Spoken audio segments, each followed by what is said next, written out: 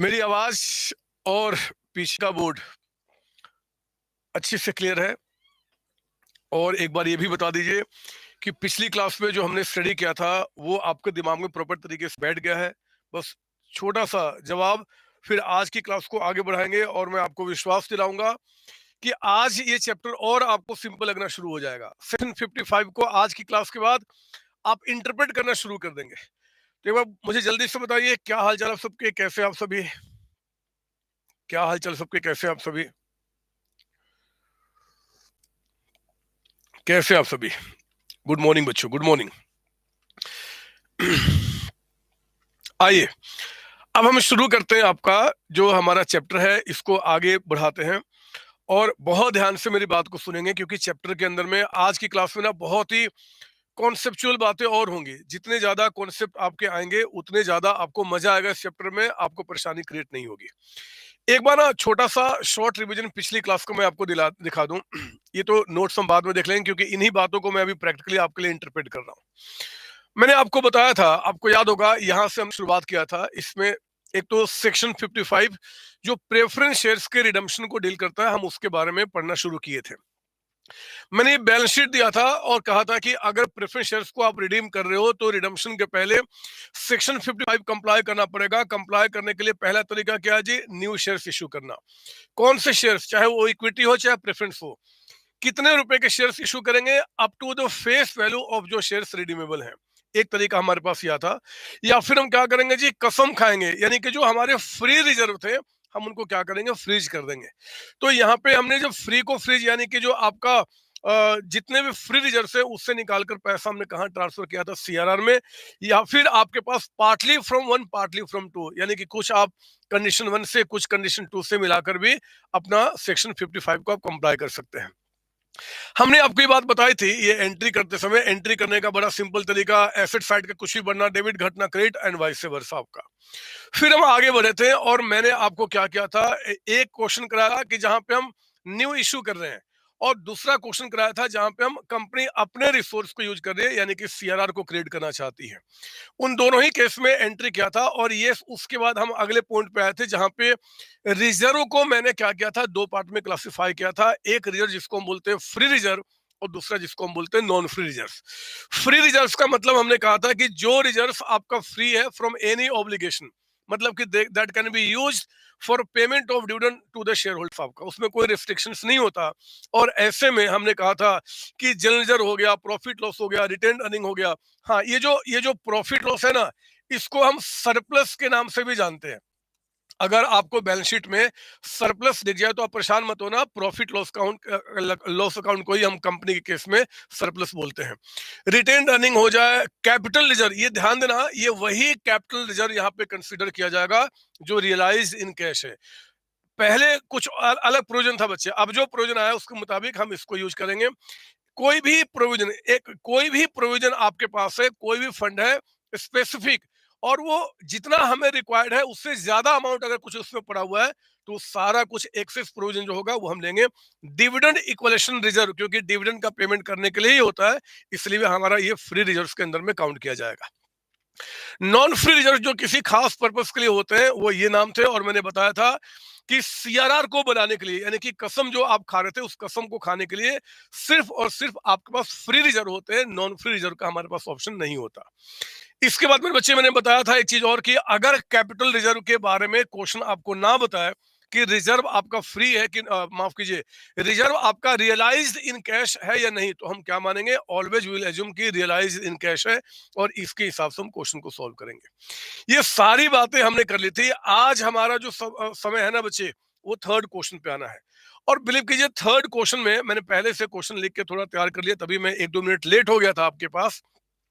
Third question को कराने का जो मेरा मेन मोटिव है ना, वो पिछली क्लास का ही पूरा का पूरा रिवीजन। एंड यस, इस क्वेश्चन के अंदर में partly from one partly from two का कॉन्सेप्ट था ना, वो हम कॉन्सेप्ट को यहाँ पर डिस्कस करने वाले हैं। और मैं देखूंगा कि एक्चुअली आप 11 class 12 class CMA foundation, CMA inter group 1 इतना जो पढ़ाई की हो, उसके बाद आपका माइंड कितना अभी तक स्ट्रांग हो चुका, वो भी एक क्वेश्चन जज करने वाला है। तो मैं शुरुआत करता हूँ इस क्वेश्चन को। आप एक काम करेंगे, ये जो क्वेश्चन नंबर 3 मैं पढ़ दे रहा हूँ, आप अपने रजिस्टर में इसको लिखने के लिए जगह छोड़ देना, आप इतना जगह छोड़ देना, क्लास के बाद आप लिख लेना। सॉल्यूशन आपको मेरे साथ करना है, ठीक है ना? तो सुनिए ध्यान से। मैंने कॉन्सेप्ट क्वेश्चन 3 ऊपर में जो 2 क्वेश्चन कराया था ना बच्चे, उसके आगे कॉन्सेप्ट कॉन्सेप्ट लिख दीजिए, क्योंकि अभी मेरी बुक से प्रैक्टिस क्वेश्चन मैं नहीं करा रहा। मैं 12-13 जो अभी क्वेश्चन कराऊंगा वो कॉन्सेप्ट के ऊपर बेस्ड होगा। एक बार कॉन्सेप्ट क्लियर हो गया ना, तो बुक के सारे क्वेश्चंस आप फटाफट बनाना शुरू करेंगे। मेरे साथ ही बनाएंगे, लेकिन मजे तरीके से बनाएंगे। आइए जरा अब यहाँ देखते हैं क्वेश्चन नंबर 3। कहता है कि बैलेंस शीट एक्स लिमिटेड का है, बैंक बता रहा है, अदर एसेट्स बता रहा है, टोटल आपका 30 लाख का। ये 30 लाख कहां से आए? तो इक्विटी शेयर कैपिटल 5 लाख है, प्रेफरेंस शेयर कैपिटल कहता है कि 8 लाख है, सिक्योरिटी प्रीमियम। अब इस क्वेश्चन ऑनवर्ड रिजर्व में कौन सा फ्री है, कौन सा नॉन फ्री है, अब आपको पहचान करना मेरे साथ शुरू कर देना होगा। तो कहता है कि सिक्योरिटी प्रीमियम 2 लाख का है, profit loss account 1,50,000, general reserve आपका 2 लाख, लायबिलिटी कहता है कि 1150। कोई मुझे बता सकता है आप में से कि जितने नाम मैंने यहाँ पे रिकॉर्ड किए हैं, इन सारे नाम में आपका नॉन फ्री रिजर्व कौन सा है? कोई बता सकता है आप में से? ये जितने नाम मैंने यहाँ पे मेंशन किए हैं, इन नाम के अंदर में नॉन फ्री रिजर्व कौन सा है? नॉन फ्री, फ्री नहीं पूछ रहा हूं मैं, मुझे बता दो नॉन फ्री कौन सा है। जल्दी बताइए, इन सभी रिजर्व में से नॉन फ्री कौन सा है? Sir, profit loss account and general reserve जो होता है वो तो फ्री होता है sir. Security premium non free है। नॉन फ्री का मतलब कि जिसके साथ लिखा हुआ है कि आप उसको कहां पे यूज कर सकते हो, आप सभी जगह उसको यूज नहीं कर सकते। They are not free from obligation, तो उसको बोलते हैं। ये सब बड़े सही, सारे बच्चे सही है। तो ये दो हमारे क्या है जी, फ्री रिजर्व से, इस बात को ध्यान रखना। नीचे कहता है कि preference shares were due for redemption on the above date. जिस दिन आपको बैलेंस शीट बता रहा है, मान लो ये बैलेंस शीट आपका एज ऑन 31 मार्च 2026 का है, ये कभी कभी हो सकता है। तो इस दिन पे कहता है कि आज प्रेफरेंस शेयर्स ड्यू है रिडम्पशन करने के लिए। Company issued 58,000 equity shares of ₹10 each. आपको पता है कि जब आप प्रेफरेंस शेयर्स को रिडीम करोगे, आपको सेक्शन 55 कंप्लाई करना होगा। वो कंप्लाई कैसे करना बच्चे, अब क्वेश्चन आपको बता रहा हूं। वो कहता है कि 58,000 इक्विटी शेयर्स इशू करो, ₹10 वाले, एंड इफ रिक्वायर्ड, अगर और भी रिक्वायरमेंट होती है तो own resources were utilise, company अपने रिसोर्स को क्या करेगी, यहाँ पे यूज करेगी। बोलता है कि आप जरा यहाँ पे एंट्रीज पास कीजिए, क्या निकल के आएगा मेरे बच्चे। ये प्योरली कॉन्सेप्ट जो है ना, पार्टली 1 पार्टली 2 वाला, पिछली जो अभी हमने पीछे क्लास किया था उसके अंदर में आपका कंडीशन 1 पे क्वेश्चन करा दिया था, कंडीशन 2 पे करा दिया था, ये कंडीशन 3 का अंदर कवर्ड है। तो आप इतना जगह ना आप छोड़ दो, आप इतना जगह छोड़ दो, और आप ना इस क्वेश्चन का सोल्यूशन आप मेरे साथ जरूर करेंगे। स्टार्ट कीजिए, सोल्यूशन आप करेंगे मेरे साथ, और लिखेंगे जर्नल एंट्रीज। आप लिखेंगे जर्नल एंट्रीज, आप एंट्रीज पास करेंगे इन the book of X limited, in the book of X limited. मुझे पता नहीं क्यों लग रहा है कि आज की क्लास ना बहुत कहर ढाने वाली है। अगर ये बात आज की समझ में आ गया तो अगली क्लास से तो आप दौड़ लगाना शुरू कर दोगे। सुनो जरा, पहली एंट्री में क्या करूंगा जी, प्रेफरेंस शेयर कैपिटल। ये लीजिए, मैंने क्या किया कि जो हमारे बैलेंस शीट में प्रेफरेंस शेयर कैपिटल है, आप उसको यहाँ पे डेबिट कीजिए। तो प्रेफरेंस शेयर कैपिटल अकाउंट को आप डेबिट कीजिए। मुझे बताओ ये कितना दिख रहा है, 8 लाख रुपीज। तो आप इसको 8 लाख रुपीज से आप यहाँ पे डेबिट करेंगे। एंड टू, आप बोलेंगे to preference share holder account, आप बोलेंगे प्रेफरेंस शेयर होल्डर अकाउंट। यानी कि ये जो 8 लाख रुपीज है, क्या हमने पे कर दिया? नहीं सर, हमने ड्यू किया कि हमें ये पैसा किसको पे करना होगा, प्रेफरेंस शेयर होल्डर को पे करना होगा। तो हमने क्या किया, यहाँ पे ड्यू करने की एंट्री पास की, हमने ड्यू करने की एंट्री पास की। ठीक है, ये हो गया। आपको पता है ना, ड्यू की एंट्री कर दिया, ठीक है, लेकिन पेमेंट की एंट्री करने के पहले आपको सेक्शन 55 कंप्लाई करना होगा। और क्वेश्चन ने कहा है कि कंपनी ने 58,000 इक्विटी शेयर्स ₹10 वाले इशू किए हैं। मुझे बताओ, अगर 58,000 इक्विटी शेयर्स इशू किया तो एंट्री क्या बन जाएगा, बैंक अकाउंट डेबिटेड। अगर हमने शेयर्स इशू किया तो कंपनी में पैसा आया जी, और इसके साथ साथ कौन सा कैपिटल को हम बढ़ा देंगे, to equity share capital. Equity share capital आपका, equity share capital 58,000 equity shares issue किया आपने।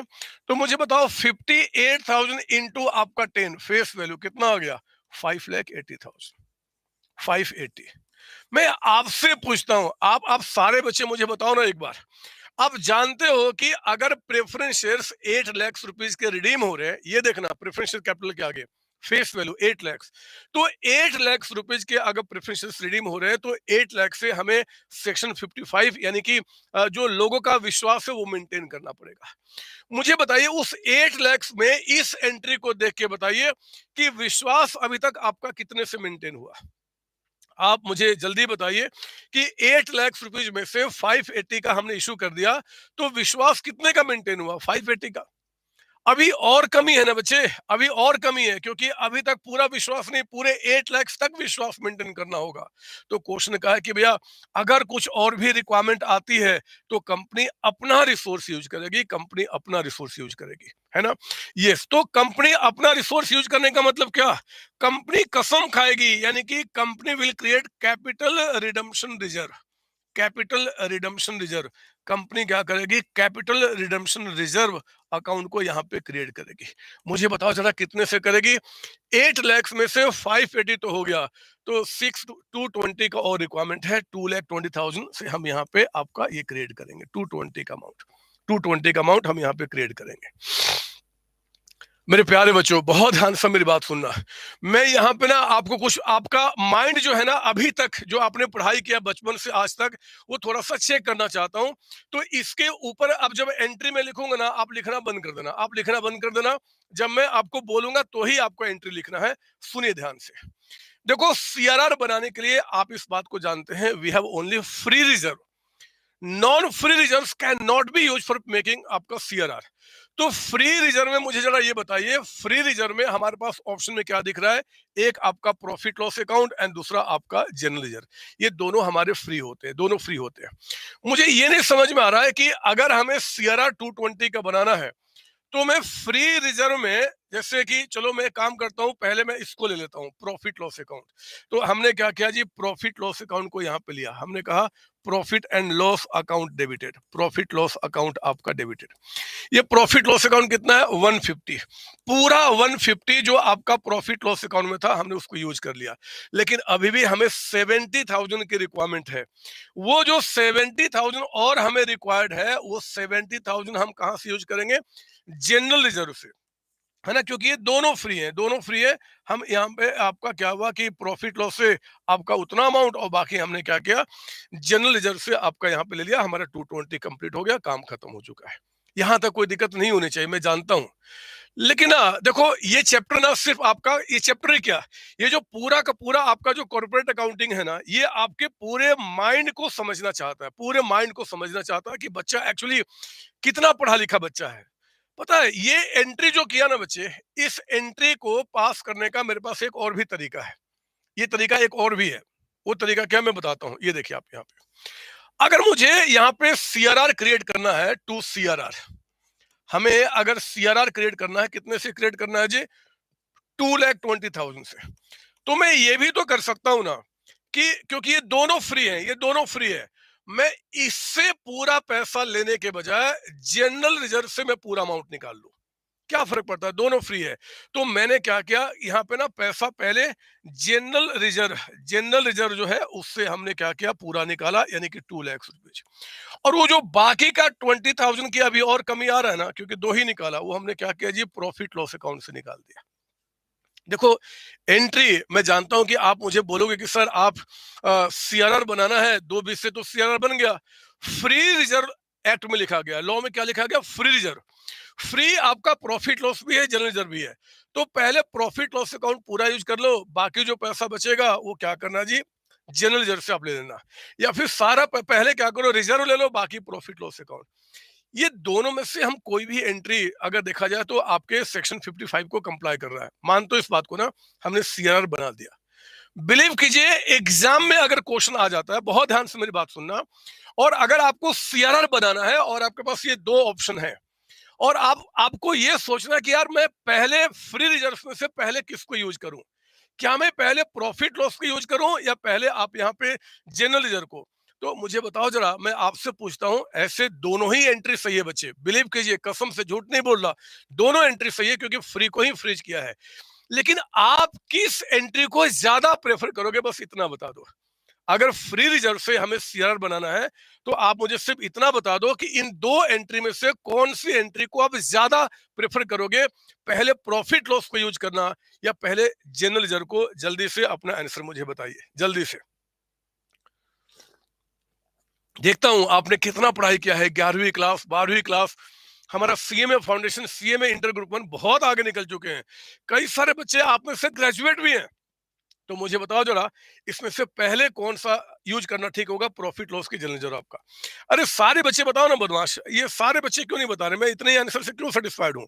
सारे बच्चे बताइए कौन सा आंसर ठीक रहेगा आपका। सारे बच्चे, सारे बच्चे सुनो ध्यान से। देखो, कई सारे बच्चे आप में से कह रहे हैं कि सर पहले प्रॉफिट लॉस को यूज कीजिए, और कई सारे बच्चों का आंसर आया कि सर पहले आप जनरल रिजर्व को यूज कीजिए। मैंने आपको एक ही लाइन दिया, आपने शायद मेरी बात ध्यान से सुनी नहीं।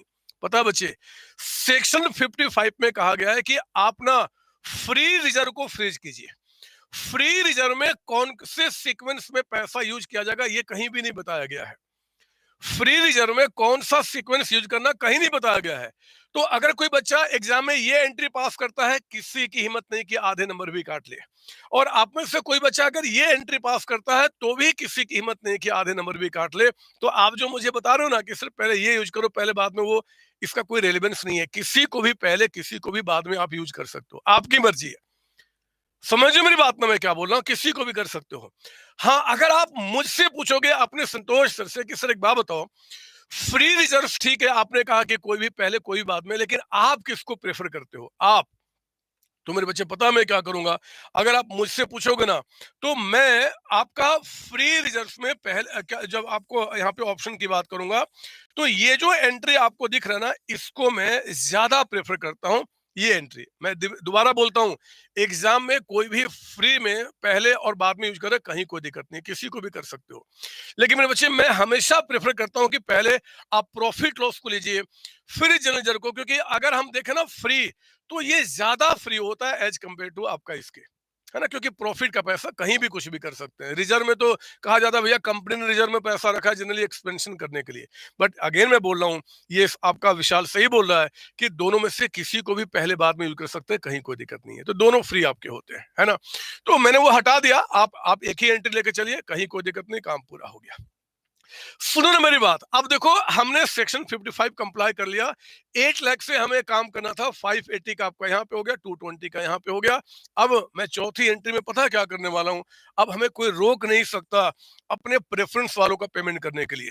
तो आप क्या करेंगे, ये जो प्रेफरेंस शेयर होल्डर हैं, प्रेफरेंस शेयर होल्डर, आप इनको अब हटा दीजिए। इनका हमने पेमेंट कर दिया ना बच्चे, तो 8 लाख रुपीज आप हटा दीजिए। और क्या करना, आप अपने बैंक से पेमेंट करके बैंक से पैसा उतना हमारे पास से चला जाएगा। ये एंट्री हमारी कंप्लीट हो जाएगी, काम पूरा हो गया। मुझे समझ में नहीं आता कि इस चैप्टर में आखिर परेशानी क्या है। ये तो बहुत सिंपल है, ये है ना। तो आपको मेरी बातें समझ में आ रही है ना।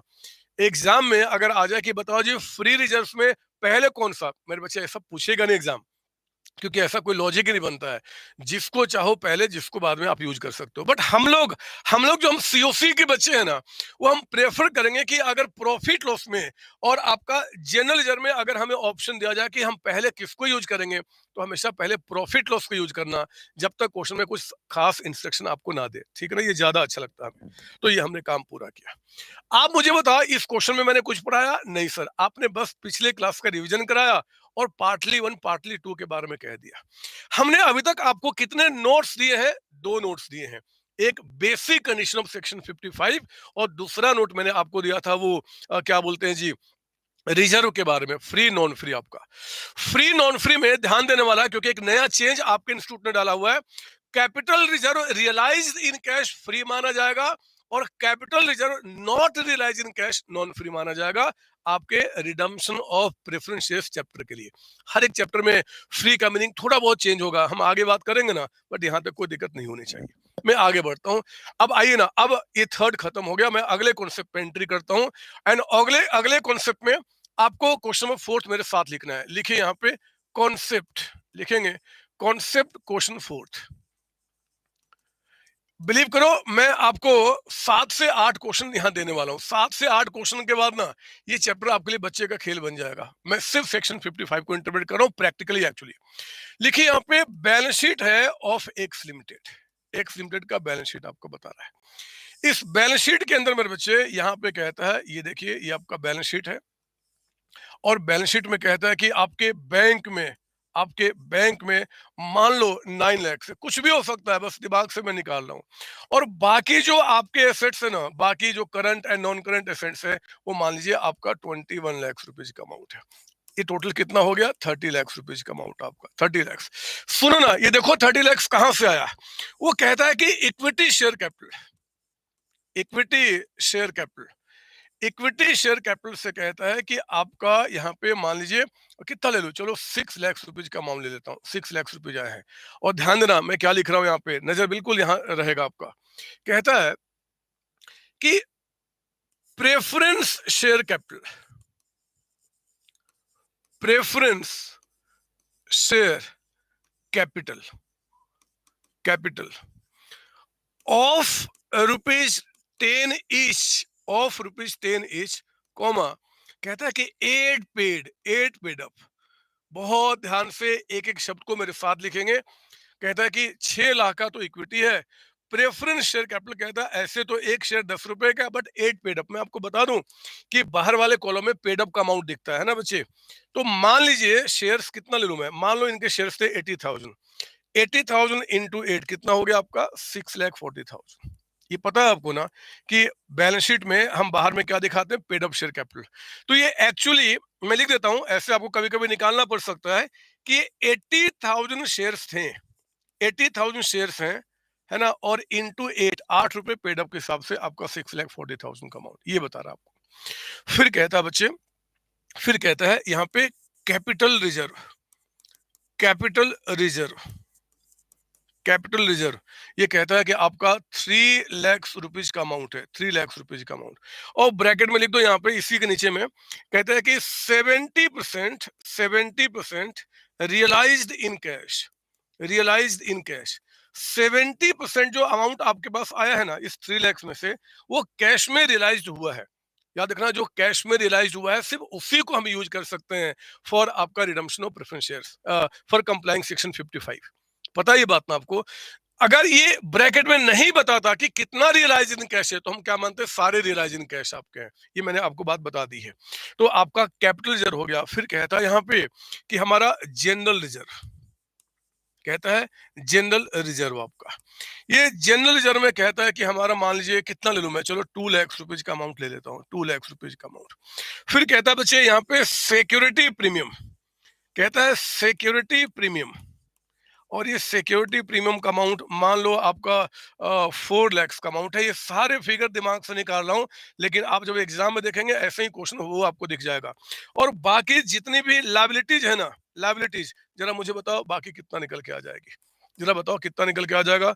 640 plus 6 lakh rupees, 549 lakh rupees. इसको माइनस कर दो अगर 30 लाख में से, तो हमारे पास आ गया, गलत बोल दिया मैंने, 30 लाख रुपीज माइनस,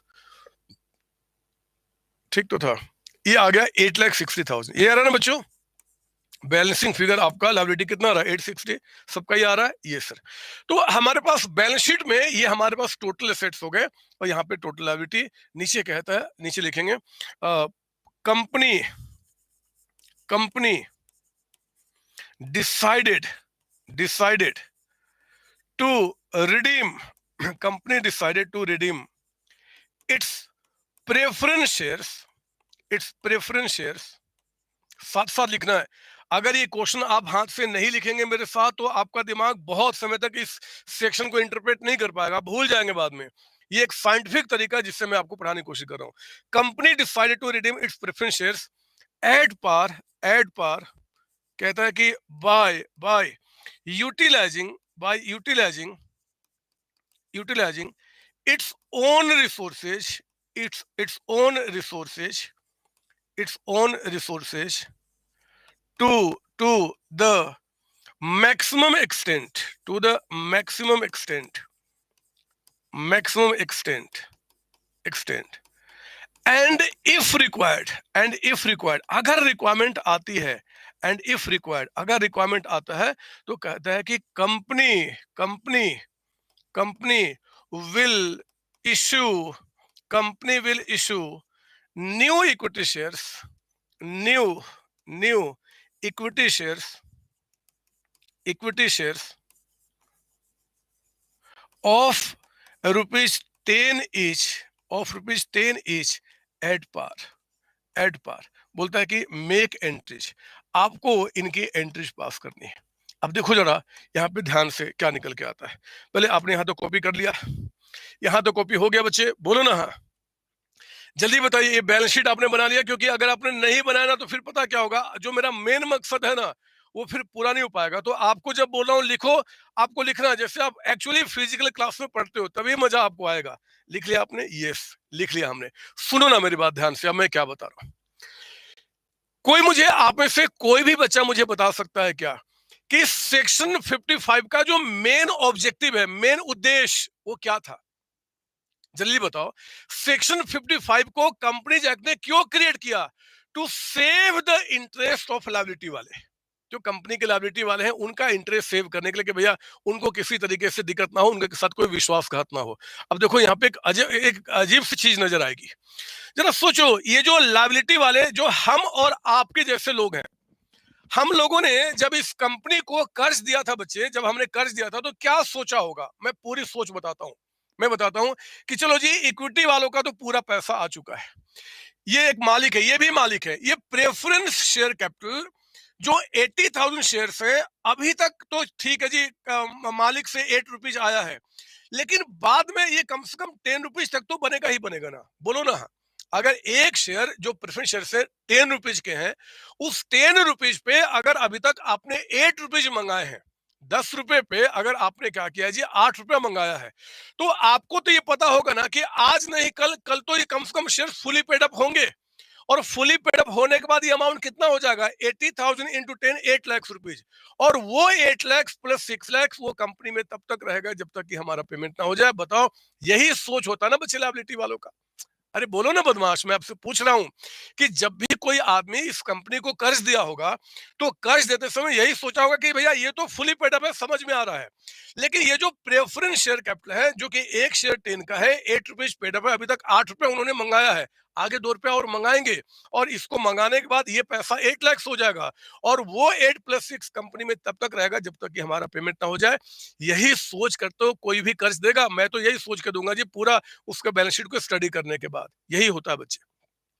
लेकिन ये कंपनी, देखो यहाँ पे कंपनी ने गलत काम किया, आपके विश्वास को तोड़ा। जिन शेयर्स को फुली पेड अप करना था, उनको फुली पेड अप करने के बजाय आज वो कहते हैं कि हम उनको रिडीम करेंगे।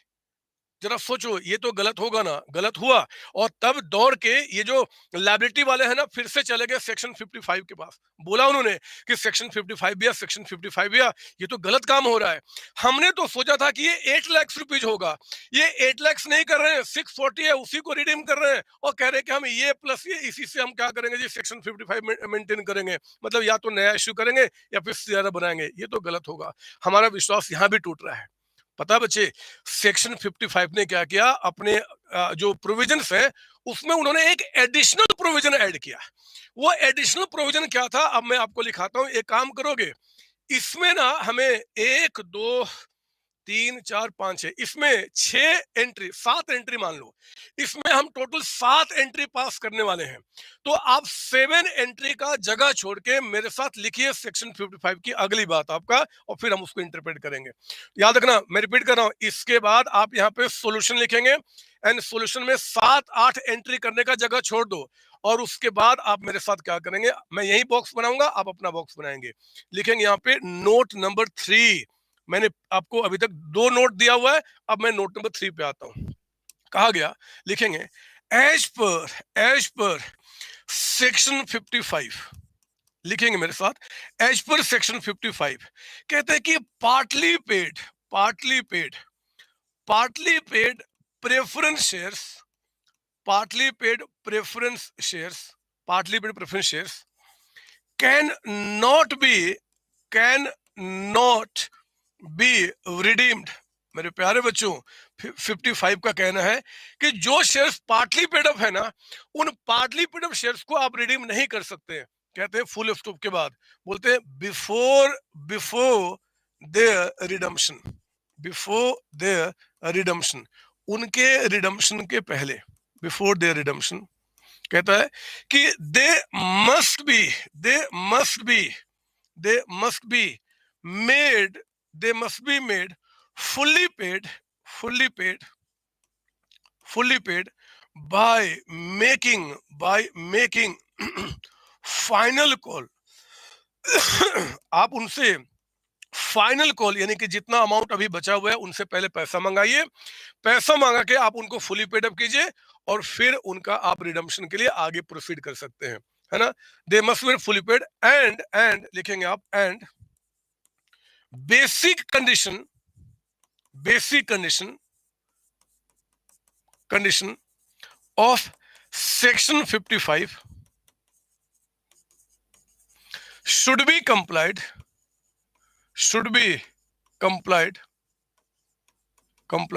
with face value का मतलब क्या हो गया आगे ब्रैकेट में, दैट इज फुली पेड है ना, फुली पेड अमाउंट आपका, face value of redeemable preference shares. सुन लो मेरी बात ना, आप मेरी बात सुन लो ना बच्चे। इसका ये मतलब हुआ कि अगर आपके बैलेंस शीट में जो प्रेफरेंस शेयर्स है, if they are partly paid up और क्वेश्चन कहता है कि उनको रिडीम करना है, तो पहले आपको, वो बोले चाहे ना बोले, आपको पहले उनको फुली पेड अप करना पड़ेगा। जब एक बार वो शेयर्स फुली पेड अप हो जाएंगे मेरे बच्चे, तब उसके बाद आप रिडम्पशन का प्रोसेस बढ़ाओगे, यानी कि नया इश्यू करो चाहे सीआरआर बनाओ, वो कितने से करना होगा, फुली पेड अमाउंट, यानी कि उनके फेस वैल्यू से। ये इसका मतलब निकल के आता है। तो मैं ना अब क्या करने वाला हूं, आपको मैं एक बात बताऊं, मैं अब क्या करने वाला हूं, मैं इसको भी जैसे अभी पीछे हमने 2 में ऐसे बॉक्स बनाया था ना, तो उसी तरीके से आप करो, ये तीसरा बॉक्स डाल दो। यही वो बॉक्स है जिनको रिवाइज करके आपको एग्जाम देने जाना है। ये चैप्टर 5 मिनट में बड़े आराम से रिवाइज हो जाएगा, पूरा सेक्शन 55। मुझे लगता है कि आपको शायद लॉ में भी पढ़ना होगा, मैं श्योर नहीं हूं, तो वहां पे अपने बच्चे का खेल बन जाएगा, क्योंकि उसको प्रैक्टिकली आपने समझा है कि एक्चुअली कैसे काम हो रहा है। तो आप इसको कॉपी कर ले। आइए ना, अब मैं इसका सोल्यूशन कराता हूं। यहां तक हो गया आप सबका? जल्दी बता दो, यहां तक हो गया आपका? ये लिख लिया आप लोगों ने? अरे लिख लिया मैंने जो लिखाया आपको? Yes sir. तो मैं अब आपको यहाँ पे लेकर आता हूँ, और आइए थोड़ा सा इसको छोटा करके मैं आपको यहाँ पे इसका सोल्यूशन दिखाता हूँ। लिखिए मेरे साथ, सोल्यूशन स्टार्ट करेंगे। आपने जो 7-8 एंट्री का जगह छोड़ा था, उसी के अंदर में आप एंट्री करेंगे। और मैं यहाँ पे लिखते हैं कि जर्नल एंट्रीज, थोड़ा और मोटा कर दूं क्या? ये लीजिए, जर्नल एंट्रीज आप यहां पे पास कर रहे हैं। Journal entries in the book of X limited, in the book of X limited, x limited के बुक में। अब देखो, आप बड़े बच्चे हो, आप समझदार हो। पहले मुझे इस क्वेश्चन में देखो, ये हमारा बैलेंस शीट था। Company decided to redeem its preference shares at par. वो कहता है कि प्रेफरेंस शेयर्स को रिडीम करना है। क्या क्वेश्चन ने कहीं पर भी आपको ये बात बोला है क्या कि जो पार्टली पेड अप शेयर्स है आप उनको फुली पेड अप कर दो? आप देख लो जरा, कहीं भी क्वेश्चन में कह रहा है कि पार्टली पेड अप जो शेयर्स है उनको आपको फुली पेड अप करना है? कहीं भी नहीं बोल रहा है। वो एग्जाम में बोलेगा भी नहीं, क्योंकि वो जानता है कि जो बच्चे सीओसी के होंगे ना, उनको सेक्शन 55 पता होगा कि पार्टली पेड अप शेयर्स को आप रिडीम नहीं कर सकते, तो उनको पहले क्या करना होगा, फुली पेड अप करना होगा।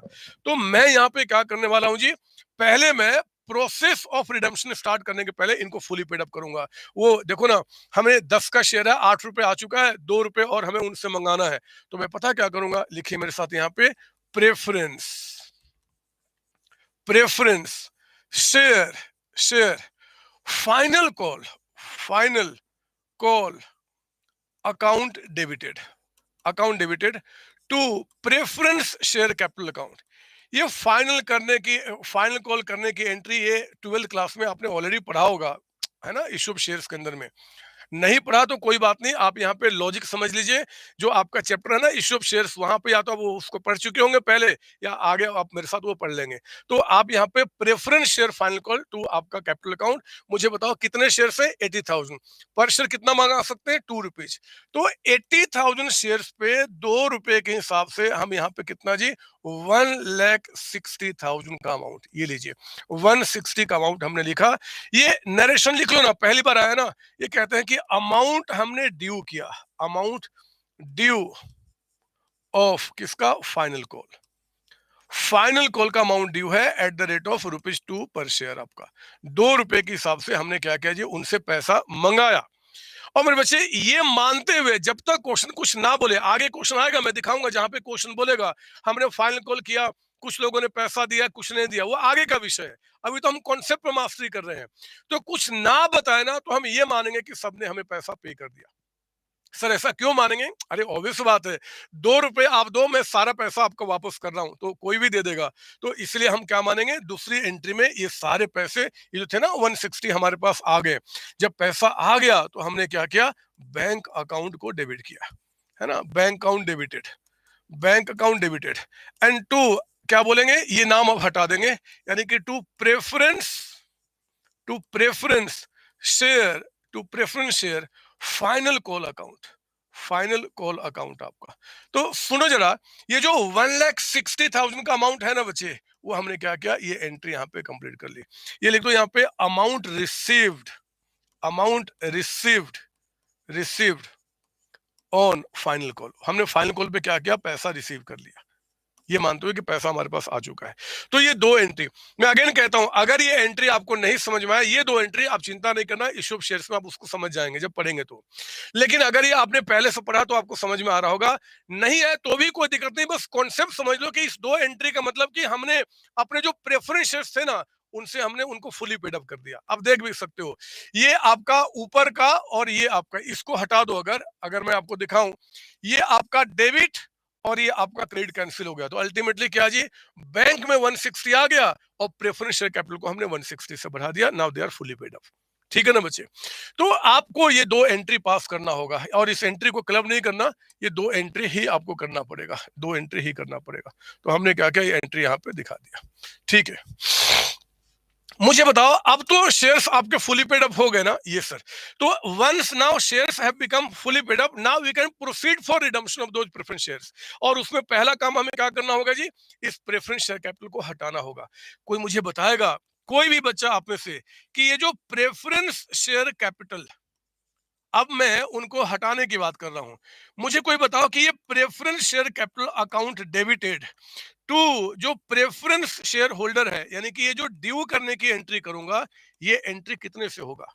कोई मुझे बताएगा कि प्रेफरेंस शेयर होल्डर अकाउंट को जब मैं यहाँ पे क्रेडिट करूंगा, मतलब कि ये ड्यू करने की एंट्री, ये आपका अमाउंट ड्यू है, अब अमाउंट ड्यू करने की एंट्री कर रहा हूं, amount due to preference share holder. कोई भी मुझे बता दो ना कि आखिर ये जो एंट्री पास किया जाएगा वो एंट्री कितने से होगा, 640 से होगा कि 8 लाख से होगा? लो, मेरे पहले आप लोगों ने जवाब देना शुरू कर दिया, इसमें कोई डाउट ना हो कि नाउ शेयर्स का पेड अप अमाउंट कितना हो गया, 8 लाख। कैसे, 640 यहाँ पे और फिर आपका 160 और बढ़ गया, टोटल 8 लाख। तो जो हम आगे प्रोसीड करेंगे, रिडम्पशन का जो काम होगा वो 8 लाख से करेंगे। हमने 8 लाख से क्या किया, ये एंट्री पास किया। बिल्कुल आप समझदार हो, मैं जानता हूं कि आपके नस में ये बातें बैठती चली जा रही हैं। ठीक है ना? तो तीसरी एंट्री भी हमने कंप्लीट किया। देखो ना, अब इसके बाद मैं क्या करने वाला हूं, फोर्थ एंट्री में आऊंगा, फोर्थ एंट्री में आऊंगा और अब मैं सेक्शन 55 कंप्लाई करने की तरफ बढ़ूंगा। जब मैं सेक्शन 55 को कंप्लाई करना स्टार्ट करूंगा, तो अब क्वेश्चन को ध्यान से पढ़ेंगे कि कैसे कंप्लाई करना है। क्वेश्चन बता रहा है क्या, वो हमेशा क्वेश्चन बताएगा, आपको चिंता नहीं करना। कहता है कि company decide to redeem preference shares at par by utilising its own resources to the maximum extent. वो कहता है कि कंपनी का जो अपना रिसोर्स है ना, अपना रिसोर्स मतलब क्या, रिजर्व, आप जितना यूज कर सकते हो कर लो, जितना यूज कर सकते हो। और उसके बाद अगर कुछ रिक्वायरमेंट और आ जाती है, और आ जाती है, तो फिर क्या करना, नए इक्विटी शेयर्स इश्यू कर लेना। मेरे प्यारे बच्चों, पिछले वाले में क्या था, हमें कहा था कि इतना इश्यू कर लो, फिर रिक्वायरमेंट तो आप रिजर्व को यूज कर लो। यहाँ पे कहता है पहले रिजर्व जितना यूज करना कर लो। लैंग्वेज कुछ भी हो सकता है, आपको प्रॉपर तरीके से एग्जाम में लैंग्वेज को समझना होगा और उसको एंट्री में इंटरप्रेट करना होगा, इसके सिवाय कुछ भी नहीं। तो मैं इट्स ओन रिसोर्सेज को मैक्सिमम यूज करने का मैं प्रोसीड बढ़ता हूं, आगे स्टार्ट करता हूं। देखो ना, हमारे पास कौन कौन से रिजर्व है जिनको मैं यूज कर सकता हूं, पहले वो मुझे ये बताओ। सिक्योरिटी प्रीमियम तो मैं यूज ही नहीं कर सकता, it's a non free reserve. Capital reserve में क्या पूरे 3 लाख यूज कर सकता हूं? नहीं सर, सिर्फ जो कैश में आया है, यानी कि 70%। और जनरल रिजर्व भी मैं पूरा यूज कर सकता हूं। तो ठीक है, मैं स्टार्ट करता हूं एंट्री पास करना। कोई भी पहले बाद में ले सकता हूं, लेकिन मैं यहाँ पे कैपिटल रिजर्व जो है ना उसको पहले ले लेता हूं। ऐसे कोई भी पहले बाद में ले सकते हैं, कहीं कोई दिक्कत नहीं है। किसी की हिम्मत नहीं कि आपसे थोड़ा भी मार्क्स काट दे। तो कैपिटल रिजर्व कितना लूंगा? क्या 3? नहीं सर, 3 का 70 यानी कि 2,10,000 है ना। बाकी नॉन कैश है, और जो नॉन कैश आपका कैपिटल रिजर्व होता है ना, they can not be use for redemption of preference shares आपका, फॉर कंप्लाइंग सेक्शन 55। तो हम लोगों ने क्या किया, आपका 210 यहाँ पे लिख दिया कैपिटल रिजर्व। कैपिटल रिजर्व में 210 लिखने के बाद उसके बाद अगला ऑप्शन क्या दिख रहा है हमारे पास? General reserve. जनरल रिजर्व आपका, मुझे बताओ जनरल रिजर्व में अमाउंट कितना दिख रहा है आपको? कहता है कि 2 लाख। हम पूरा 2 लाख ले लेंगे, है ना, क्योंकि कोई क्वेश्चन और कुछ नहीं बोला है, जितना यूज कर सकते हैं करने के लिए बोल लो। और 2 हम इसको कहाँ ट्रांसफर कर देंगे? सीआरआर अकाउंट में। एग्जाम में सर शॉर्ट में हम सीआरआर लिख सकते हैं, मैंने कहा था बदमाश कि हाँ आप लिख सकते हैं, तो आप लिख लीजिए, कोई दिक्कत नहीं है। कैपिटल रिजर्व आपका 210 हो गया, जनरल रिजर्व आपका 2 लाख हो गया, एंड टू सीआरआर में क्या किया हमने? 210 का 410 का अमाउंट ट्रांसफर कर दिया। मुझे कोई बताएगा कि क्या सेक्शन 55 आपका कंप्लाई हो गया क्या? नहीं सर, अभी कंप्लाई नहीं हुआ। क्यों कंप्लाई नहीं हुआ? इसलिए नहीं हुआ कि 8 लाख रुपए के प्रेफरेंस रिडीम हो रहे हैं, हमें 8 लाख से कंप्लाई करना होगा। अभी तक हमने 410 किया। कितने की कमी आ रही है? 390 की। तो अगर 390 की कमी है तो 5वीं एंट्री पे आइए, और 390 का हम क्या करेंगे जी? नया इक्विटी शेयर इशू करेंगे। Bank account debited, bank account debited, and to equity share capital account, equity share capital account, equity share capital account. मुझे बताओ जरा कितना हो जाएगा जी? तो टोटल कंप्लायंस आपका यहाँ पे 8 लाख से होना था। मैं यहाँ लिख देता हूँ, एग्जाम में इसको दिखाना कोई जरूरत नहीं है। 8 में कितना हो चुका है? 410। तो अभी कितना और चाहिए हमें? 390। तो 3,90,000 के हमने क्या किया, यहाँ पे नए शेयर्स आपके इशू किए। नरेशन लिख देना कि आपका इशूड, इशूड कितना? 39,000 शेयर्स, शेयर्स ऑफ रुपीज कितना जी? 10 ईच। आपको पता होगा ना, आप शायद आप जानते होंगे कि अब ना, पहले ना बचपन में जब छोटे छोटे प्यारे प्यारे बच्चे थे तो नरेशन को लिखते समय लिखा करते थे बीइंग इतने से, एक वर्ड लगाया करते थे बीइंग। कुछ याद है किसी को? अरे आप में से किसी बच्चे को याद है कि पहले आप क्या करते थे? बीइंग वर्ड यूज करते थे, BING। पता है, उसका रिस्ट्रिक्शन खत्म कर दिया गया है। अगर अब नरेशन को लिखते समय बीइंग 39,000 शेयर्स इशूड लिखो, या सिंपली ये लिख दो, तो दोनों चलता है, कोई दिक्कत नहीं। मतलब now there is no any requirement of writing that being word in narration. तो आप खुले मन से कुछ भी कर सकते हैं। अरे सुनो ना मेरी बात, 410 एंड 390 यानी कि 8 लाख से हमारा सेक्शन 55 कंप्लाई हो चुका। और अगर सेक्शन 55 आपका 8 लाख से कंप्लीट हो चुका है, तो मुझे बताओ 6th एंट्री में क्या अब मैं इनको रिडीम कर सकता हूं? Yes sir. तो बताओ एंट्री क्या करूंगा? मैं प्रेफरेंस शेयर होल्डर को हटा दूंगा, मैं इस प्रेफरेंस शेयर होल्डर को हटा दूंगा। तो प्रेफरेंस शेयर होल्डर अकाउंट को आप यहां पे डेबिट कीजिए, preference share holder account debited, and to बोलो जरा, मैं क्या बोलूंगा? Bank account. Preference share holder paid, कितना पे कर दिया? 8 लाख, 8 लाख। लो, हमने काम पूरा कर दिया। मुझे बताओ इस चैप्टर में क्या परेशानी है, क्यों आखिर दिक्कत? ये सर अभी मुझे पता बच्चों। तो ये हमने क्या किया, this is the entry which we have passed. आपका बिल्कुल सिंपल सिंपल बात है। कोई बताओ जरा, आज क्लास से बाहर निकलोगे और किसी का बैलेंस शीट दिख जाए, वो कहेगी कि भैया मेरे बैलेंस शीट में प्रेफरेंसेस पार्टली पेड अप है, मैं इनको रिडीम कर दूं। उनको क्या बोलोगे? सेक्शन 55 ने मना किया है। वो कहता है कि अगर आपको इनको रिडीम करना है तो पहले आपको फुली पेड अप करना पड़ेगा। बिना फुली पेड अप किए बगैर आप उनका रिडम्पशन प्रोसीड नहीं कर सकते। वो पूछ लेगा ऐसा क्यों? बोला कि लायबिलिटी वालों का विश्वास था बदमाश, उनका विश्वास था कि कंपनी में प्रेफरेंस वालों का 8 लाख रुपीज रहेगा, और आप पूरा फुली पेड अप किए नहीं और कहते हो कि जितना 640 हम उतने से ही आपका विश्वास मेंटेन करेंगे। गलत है, पहले 8 लाख कीजिए और फिर 8 लाख से बेसिक कंडीशन को पूरा कीजिए। तो ये जो चीजें होती है ना बच्चे, इस तरीके से क्या होता है, we are going to comply section 55। मुझे विश्वास है, मैं जानता हूं आप सबके सबके माइंड को जानता हूं। आप दुनिया के किसी भी कोने में बैठो, बट मैं जानता हूं कि आपका माइंड को अब मैंने अपने तार से जोड़ दिया है। और आप ना जैसे जैसे बोल रहा हूं उस तरीके से माइंड आपका काम करो, उस बात को समझ रहे हो और इस चैप्टर को इंटरप्रेट कर रहे हो। मुझे लगता है कि इसमें कोई दिक्कत हो सकती है। और पता मैं क्या करने वाला हूं, वो रियली में आपने कितनी बातें समझी हैं अभी तक, इस बात को चेक करने के लिए कॉन्सेप्ट क्वेश्चन 5 डालूंगा और एक छोटा सा उसके अंदर में चेंज देखता हूं कि आप क्या करते हो। आओ ना, मैं क्वेश्चन 5 पे लेकर आता हूं, आइए जरा लिखिए मेरे साथ। अगेन ये भी कॉन्सेप्ट है, हर एक कॉन्सेप्ट में कुछ नई बातें सीखेंगे। कॉन्सेप्ट क्वेश्चन नंबर 5 पे आपके पास लेकर आ रहा हूं। आप बनाओ ना मेरे साथ एक बैलेंस शीट आप ऑफ एक्स लिमिटेड। ये कोई भी हो सकता है, एक्स वाई जेड, इशिका, राबी, कोई भी हो सकता है, ध्रुव, अमन, समन, सब हो सकते हैं, किसी का भी। मैं तो चाहता हूं कि आप सीएमए बनने के बाद ना आप जॉब करो ही मत, मैं तो सच्ची बता रहा हूं। मैं चाहता हूं कि आप सिर्फ बिजनेस करो, एक ब्रांड बनाओ, बड़ा ब्रांड बनाओ, बड़ी कंपनी बनाओ, और उस कंपनी के नाम के साथ अपना नाम दिखाओ कि आपके नाम पे वो कंपनी, क्या मजा आता है। तो खैर अभी उसी लिए हम अभी आगे बढ़ रहे हैं। और लिखो जरा बैंक अकाउंट। बोलो मैं इस पर बैंक कितना लिखूं, जितना बोलोगे उतना लिख दूंगा। चलो मैं आपके लिए यहाँ पे 12 lakhs का अमाउंट दिखा दे रहा हूँ, 12 lakhs का अमाउंट। और मैं यहाँ पे देता हूं आपको अदर एसेट्स। अदर एसेट्स, ये मान लो आपका 18 lakhs का अमाउंट है। ये सारे क्वेश्चन में कोइंसिडेंस हो रहा है कि 30 lakhs से निकल के आ रहा है। ये कुछ भी हो सकता है, आप इस बात को जानते हैं।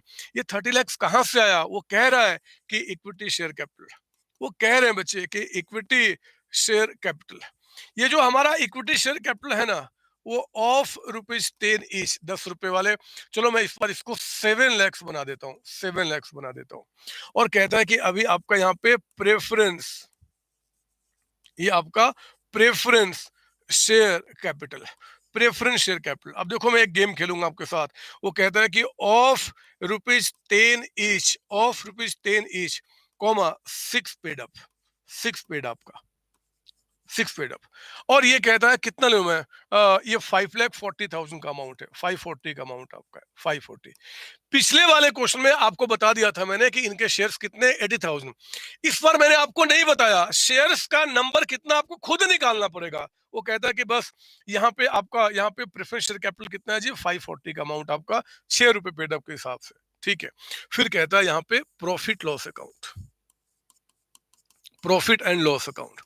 ये प्रॉफिट लॉस अकाउंट में मान लीजिए यहाँ पे 2 लाख रुपीज का अमाउंट है, 2 lakhs का अमाउंट है। यहाँ पे कहता है बच्चे आपका जनरल रिजर्व, जनरल रिजर्व। ये जनरल रिजर्व पता है आपको क्या बता रहा है, ये कहता है कि 3 लाख रुपीज का अमाउंट है, 3 लाख रुपए का अमाउंट। फिर कहता है यहाँ पे मान लीजिए सिक्योरिटी प्रीमियम। मैं बार बार कह रहा हूं, मैं बहुत सारे नाम यहाँ पे लिखूंगा, आप देखेंगे अपने एग्जाम में भी नाम दिए रहेंगे, लेकिन उनमें से आपको सिलेक्ट करना ही पड़ेगा कौन सा फ्री है कौन सा नॉन फ्री है। कहता है कि कैपिटल रिजर्व, कैपिटल रिजर्व, ये कहता है कि 2 lakhs का अमाउंट है। और पता है ब्रैकेट में क्या बोल रहा है, ये कहता है कि 60% नॉन कैश है। लो, इसका मतलब कि 60% जो है ना, वो कैश में नहीं आपके पास आया है। तो कैश में कितना आया, 40%। ये तो कोई भी इंटरप्रेट कर दीजिए हमारा, है ना, क्या दिक्कत है। तो हमने ये भी काम किया। और एक नाम और मैं दे दूं क्या, कहता है कि डेवलपमेंट, डेवलपमेंट रिबेट रिजर्व। आपने टैक्स पढ़ा हुआ है, आप ग्रुप 1 से पढ़ के आ रहे हैं। ये डेवलपमेंट रिबेट रिजर्व सब क्या होते हैं, इनकम टैक्स में क्रिएट करते हैं फॉर टैक्स पर्पस। आप करते हैं, all are called specific reserve. Non specific में जितने नाम मैंने, सॉरी माफ कीजिए, फ्री रिजर्व में जितने नाम लिखा दिए ना, बस वही फ्री होते हैं, बाकी सब नॉन फ्री। तो ये अमाउंट मान लो आपका यहाँ पे कितना ले लूं मैं, चलो 3 lakhs का अमाउंट ले लेता हूँ, कुछ भी हो सकता है। और बाकी मैं लाइबिलिटीज को यहाँ पे इकट्ठा कर देता हूँ। थोड़ा सा ट्रिकी क्वेश्चन बनाऊंगा, मैं देखना चाहता हूँ कि आपका माइंड काम करना शुरू कर चुका है क्या। कोई बताएगा बैलेंसिंग फिगर यहाँ पे कितना आ रहा है।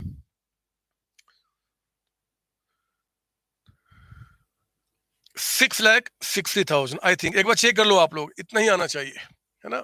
कुछ अलग आया तो मुझे बता देना।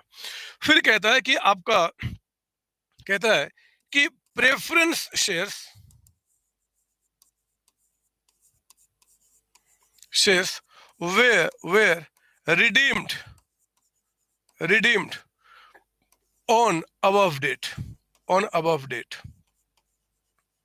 कहता है यहाँ पे आगे ध्यान देना,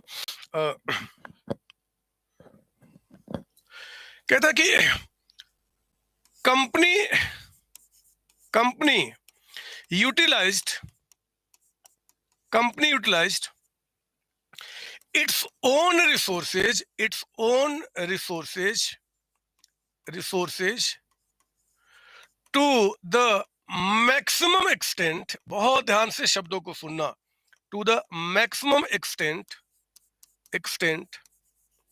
subject to living a balance of rupees 50,000 in general reserve. Believe कीजिए, एग्जामिनर को इस चैप्टर में परेशान करने के लिए आपको सिर्फ एक ही चीज है, वो लैंग्वेज, वो शब्द जिससे आपको परेशान करेगा। बाकी उसकी हिम्मत ही नहीं कि कुछ और आपको परेशान कर पाए। तो कहता है कि company utilise its own resources to the maximum extent subject to living a balance of 50,000 in general reserve. Reserve में क्या कर रहा है जी, 50,000 रुपए का बैलेंस छोड़ के बाकी वो अपना यूज कर रहा है। फिर आगे कहता है company also issued 20,000 equity shares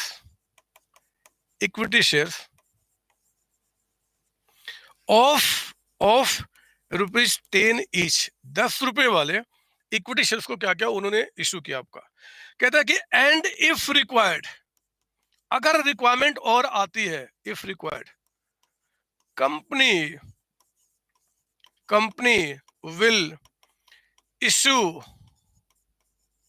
new preference shares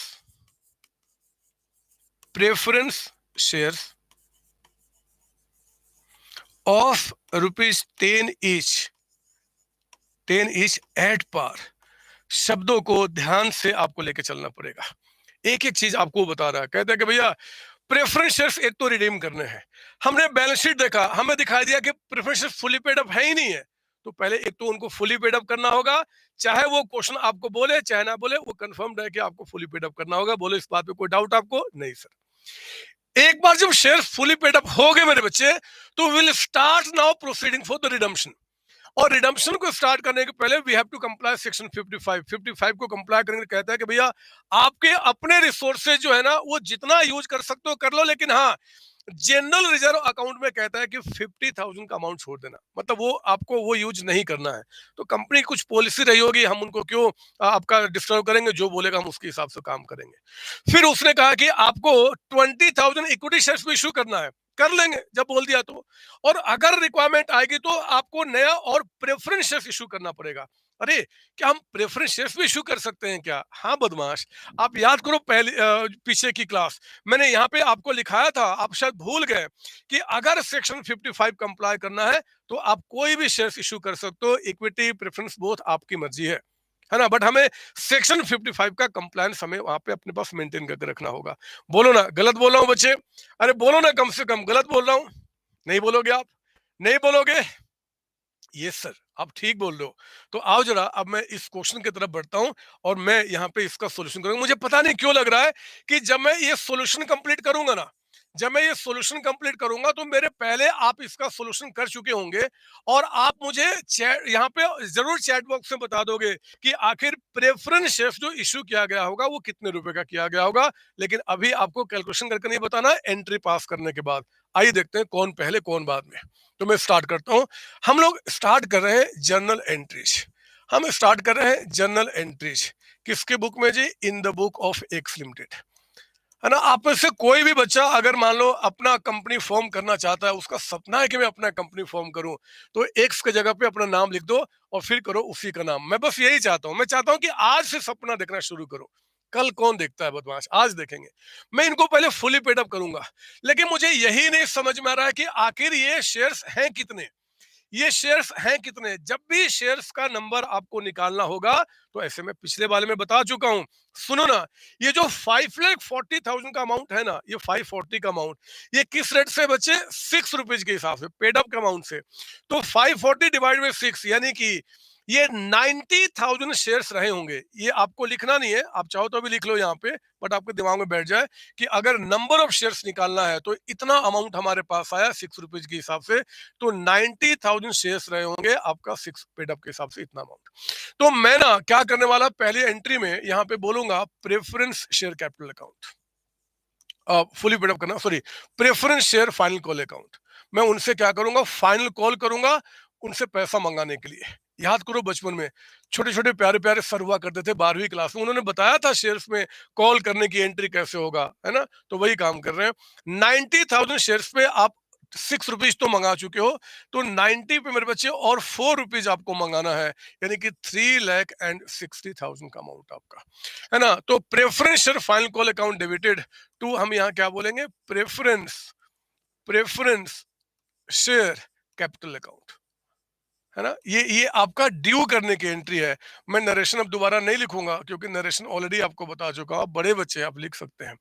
second entry में ये मानते हुए कि पैसा आ गया होगा, हम लोग बैंक अकाउंट को डेबिट करेंगे।